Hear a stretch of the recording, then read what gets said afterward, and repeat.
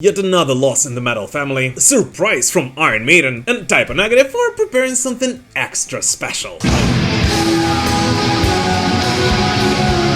Metal is life and well, so let's see what keeps it going today. Here you go. Dark Tranquillity, go old school.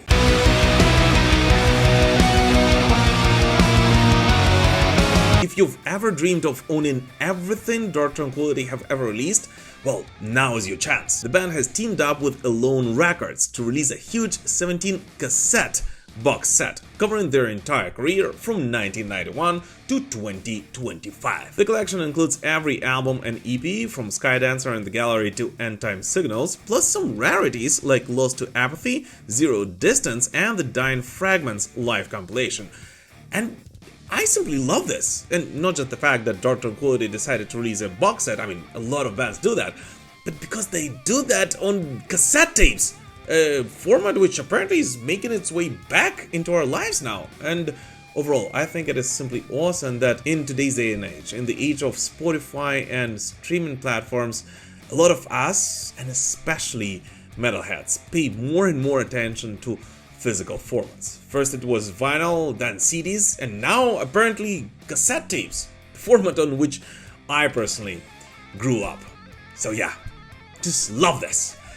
And apparently I just have to find my Walkman now, which doesn't work for like 20 years already, but still. Guys, super quick, as always, I simply have to point out that only around 30% of the people who watch my videos are actually subscribed to this channel, so if you're not one of those, and especially if this is not the first video you're watching here, I would really, and I mean like really appreciate it if you would consider subscribing right now. Let's continue building this amazing heavy metal community together. Another loss of a legend.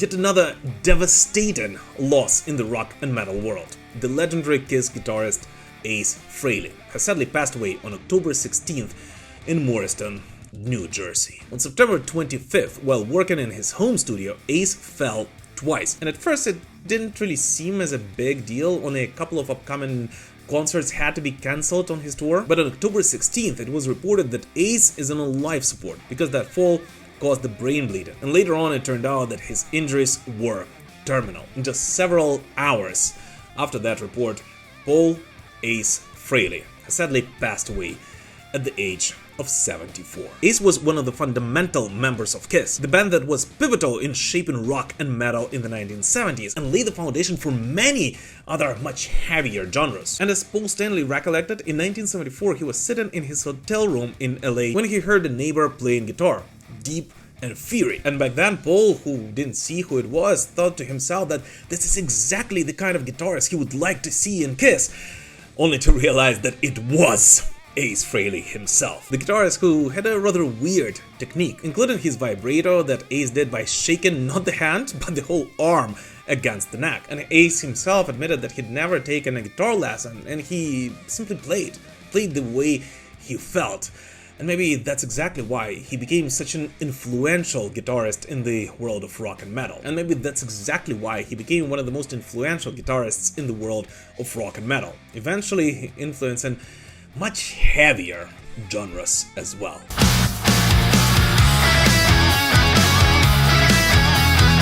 And the truth is that it doesn't even matter if you're a Kiss fan or not. The thing is that without Ace Frehley, there's a very high chance that your favorite metal guitarist would never have existed, as everyone from Dimebag Darrell to Chuck Schuldiner, the father of death metal and the Death frontman, praised Kiss and specifically Ace Frehley as their all-time favorite guitarist. And yes, without his influence, we might have never have gotten many other incredible metal bands. So, as Gene Simmons says, Ace was eternal rock soldier. Long may his legacy live on. And on behalf of all the rockers and metal pilgrims around the world, we just want to send our condolences to Ace's friends, family, and all of his loved ones. Rock on in heaven, Spaceman. And thank you for the incredible musical legacy that you left to all of us.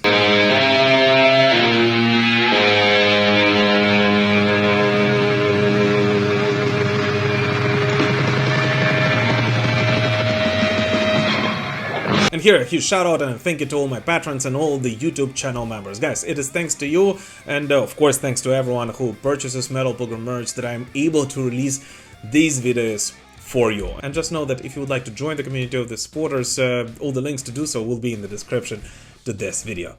So, thank you guys from the bottom of my heart.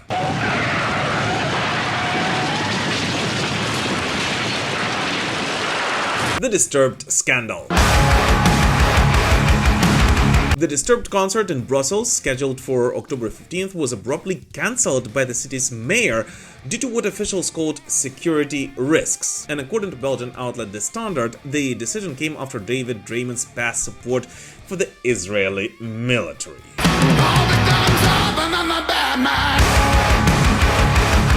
Just a reminder, last year Draymond posted a picture of himself at an IDF base signing an artillery shell, something he later defended, saying he stood by his message, yet local unions reportedly planned protests around the band's show, prompting the police to simply shut it down completely. And in response to that, Draymond and Disturbed actually reached a very calm and dignified statement, saying that music is supposed to be a space where all our differences fade into the background. The band expressing sadness over the cancellation, but emphasizing that their concerts are about unity, not division, and in no way apologizing or changing their opinion, and promising that the 25th anniversary tour for The Sickness will continue across Europe no matter what. Type O Negative, finally!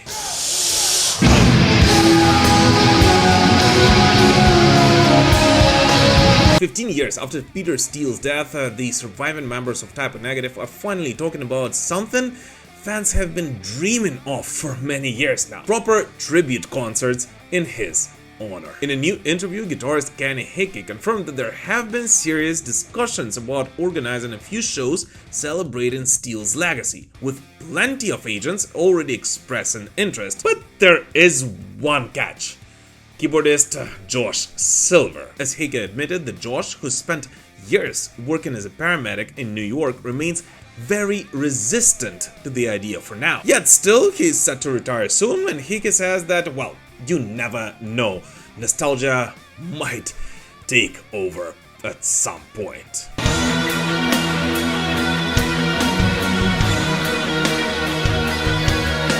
And by the way, Hickey right away emphasized that this will not be a proper reunion of Type O Negative without Peter. People have approached us to reform with a new singer, but we don't think Peter is replaceable by anybody. It just wouldn't work. And instead, the concept is a small run of tribute shows with guest musicians and vocalists to honor Steele's legacy and to introduce the new generation of fans to Type O Negative's music, which, if it is going to be as described, in my opinion, is simply an amazing idea, as this is exactly how many new fans may discover this legendary band. Metal weddings.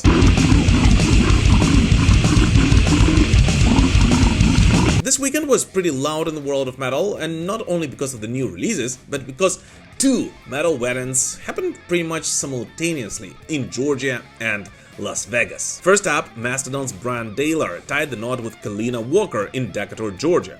The ceremony, held at a local brewery, was officiated by none other than his bandmate Troy Sanders, and the guest list included Bill Callagher, Chino Moreno of Deftones, and Randy Blythe from Lamb of God. And in the most Brian Daylor fashion possible, the reception also featured clowns making balloon animals.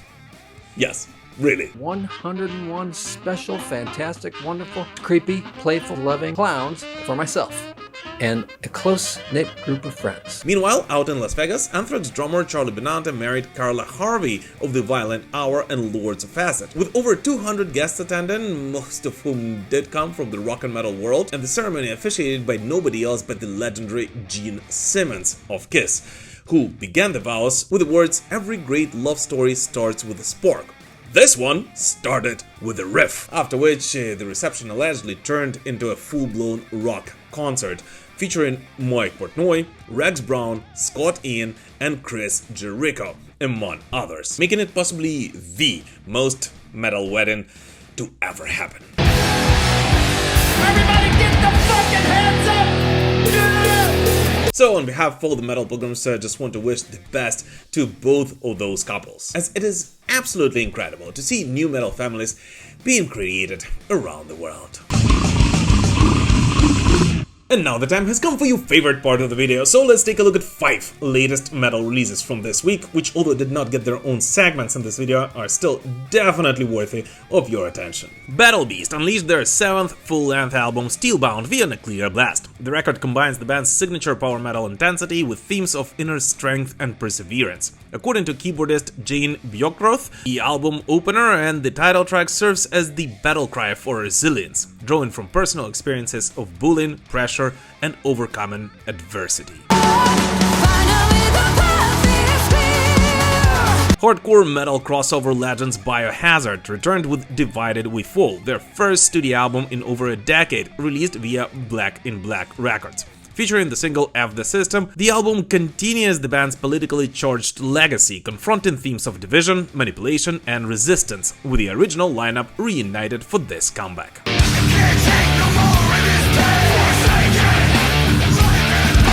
Swedish power metalers Bloodbound dropped a new single as Empires Falls, the second track from their upcoming album Field of Swords, due out in November. With its soaring melodies, anthemic choruses, and Crusader-era imagery, the track fits firmly into the band's epic conceptual universe.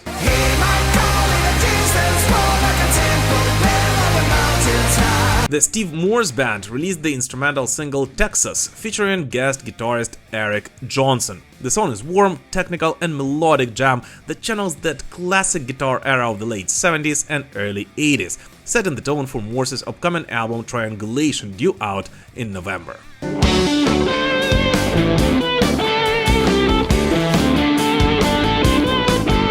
Funeral Doom veterans Evoken returned with Mendacium, their first full-length since 2018, released via Profound Lore. The concept album tells the story of a 14th century Benedictine monk confined by illness, whose reality is shattered by a metaphysical encounter. Slow, suffocating, and drenched in atmosphere, this is Evoken at their most cinematic and oppressive.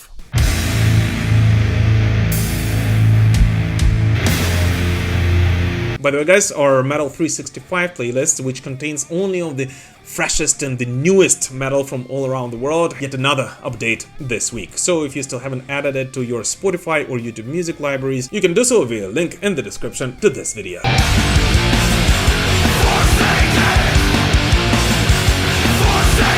Coroner are back, and we are unboxing Dissonance Theory.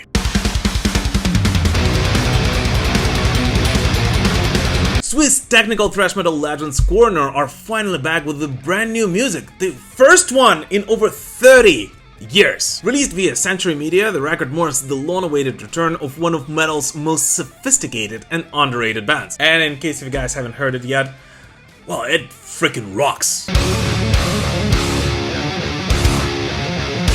The album features founding members Tommy Vetterli and Ron Broder, blending that signature Coroner precision with darker, more progressive textures. It's fast, complex, and surprisingly atmospheric. So let's also take a look at what is inside this rather cool looking vinyl record, shall we? Alright, so over here the sticker says, after more than 3 decades, finally new music by Coroner. Dissonance Theory contains 10 songs across 47 minutes, brutal precision, relentless clarity, which is absolutely true. Let's see how it looks though. Like Bruce Dickinson always says, like a Christmas present. Let's unwrap it. So this is the front, this is the back. I have the same kind of DNA, whatever it is, thing on the back here. Hope you guys can see without Blitz. Let's see what's inside. This is the regular black thing, but okay. Looks pretty cool. Coroner, Dissonance Theory, nice. Like it. Like it so far. By the way, huge thanks to October Promotions and Century Media for sending it over. Alright, what do we have here? We have all the lyrics, as usual. And the band, Tommy, Ron, awesome. And by the way guys, if you haven't watched it yet, I had a very in-depth conversation with Tommy Vetterli on the new Coroner album on thrash metal overall, new music, and a lot of other things. So if you haven't watched it yet, definitely check it out after watching this metal digest. I'll leave the link in the description to this video. But overall, well, it looks pretty awesome. I'll spin it a little later, but if you haven't heard it yet, at least to me, this is a clear contender for an album of the year. And by the way, guys, we will be voting for the best metal album of 2025 very, very soon, as we usually do on the Metal Pilgrim Show. So I'll be honest with you, I'm not persuading you to vote for anything, but I'll give you a little heads up. This album will be among the nominees, for sure. And at least to me, I think that there is a very high chance that I personally will vote for this one. So if you haven't spinned it yet, definitely do it. By the way, guys, would you like me to release more unboxing segments in the upcoming Metal Digest? Please let me know in the comments, because I do get quite a lot of vinyls and I would love to share those with you as well. So yeah, please do let me know in the comments. A surprise from Iron Maiden. Yeah! Hey! Yay! Yay! Iron Maiden prepared a very special surprise for all their die-hard fans this week. Exactly 40 years after its original release, Iron Maiden have announced a stunning limited collector's edition of their legendary live album, Live After Death. Hey! Don't give me sanctuary, brother! I'll be alright! The new 2LP vinyl color set, one of which is going to be blue and the other one yellow, the colors I really love. Yeah, unbelievable. Features the 2015 remaster and recreates the original gatefold artwork in all of its glory. So basically on the outside it's going to be exactly the same as the original from 1985, which you can see behind me. But in addition to that, fans will also get a replica of the World Slavery Tour program, a tour pass, and a 12-page booklet including a brand new essay, Rhyme and Punishment, celebrating 40 years of Life After Death. And that essay will feature interviews with Nico McBrain, Steve Harris, Rod Smallwood, and the legendary Derek Riggs, all of whom will share the behind-the-scenes memories from the legendary 1984-1985 World Slavery Tour, a massive run which spanned 187 shows across 331 days, and a run that absolutely exhausted that spanned up to a point of an almost breakup.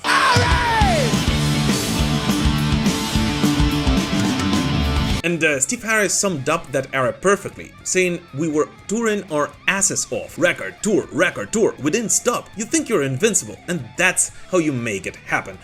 And I simply cannot disagree with Steve, because even today, 40 years later, Live After Death is still being considered one of the most legendary live albums in metal overall, and one of my personal favorite ones. And by far not only in Iron Maiden's discography. And in addition to that, this release actually gives us diehard Iron Maiden fans a bit of hope, because last year we got a special 40th anniversary edition of Power Slave, this year we got Live After Death, and that means that there is a very high chance that next year Iron Maiden will do something with the legendary Somewhere in Time, and will re-release it with a bit more information than that it was available back in 1986, which I think is simply amazing, because in my opinion the last year's Future Past tour proved once again that Somewhere in Time is one of the most beloved Iron Maiden albums for all of the diehard Iron Maiden fans, and it definitely deserves way more attention than it was given back in 1986. It's just outrageous. Oh, and by the way, as always, I will include the links to pre-order this stunning Live After Death vinyl record in the description to this video. And yeah, I really want to get one as well.